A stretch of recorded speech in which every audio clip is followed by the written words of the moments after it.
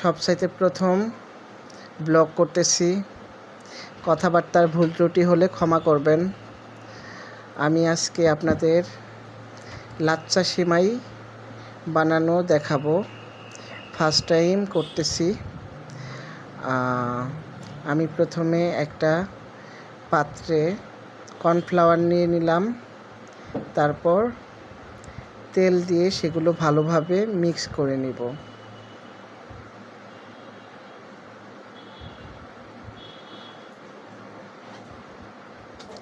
তেল বেশি করে দিতে হয়, তো আমি এখানে একটু কিপটামি করে কমিয়ে তেল দিয়েছি। এগুলো ভালো করে মিশিয়ে নিব। আর আমি আগে থেকেই ময়দা গুলিয়ে রেখেছিলাম, সেই ময়দা ডো করে নিয়েছি।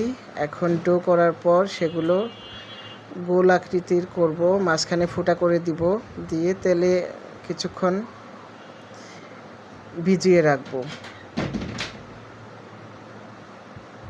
এভাবে আমি সবগুলো একরকম করে রাখব।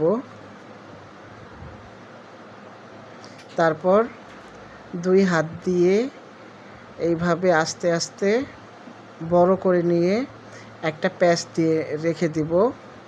তারপর একে একে সবগুলো করে নিব।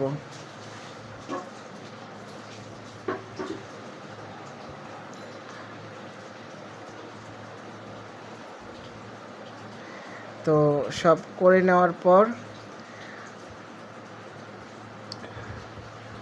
মোটামুটি এইরকম হয়েছে। আমি একটু মোটা করেই করব সিমাইটা, এটা আপনাদের পছন্দ অনুযায়ী করবেন। তো আমরা তো সবসময় চিকন লাচ্চা সিমাই খাই, তো আমি আজকে মোটা করে করতেছি।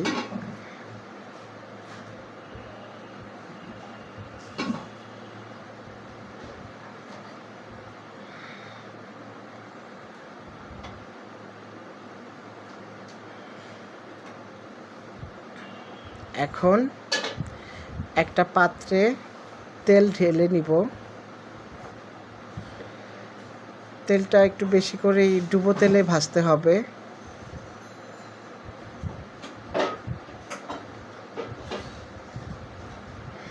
তেল গরম হয়ে গেলে আমি এগুলো তেলে ছেড়ে দিব।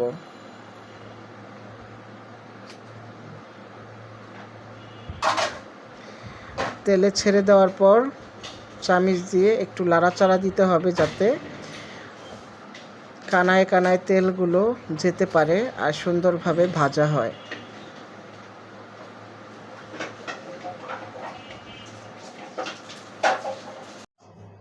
আমি এইভাবে আস্তে আস্তে ভেজে নিব।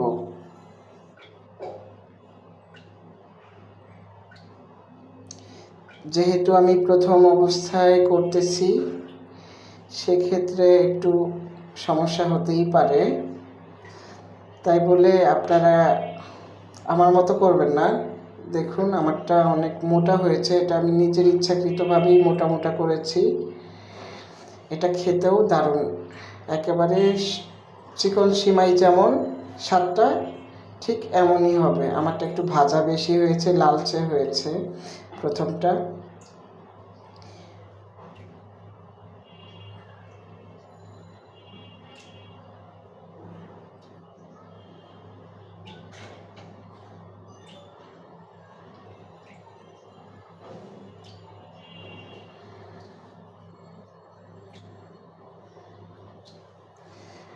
এভাবে মোটামুটি সবগুলো করে নেব।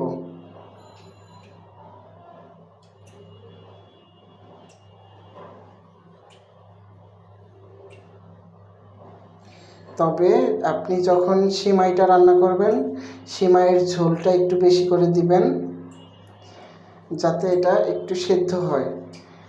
আর এটা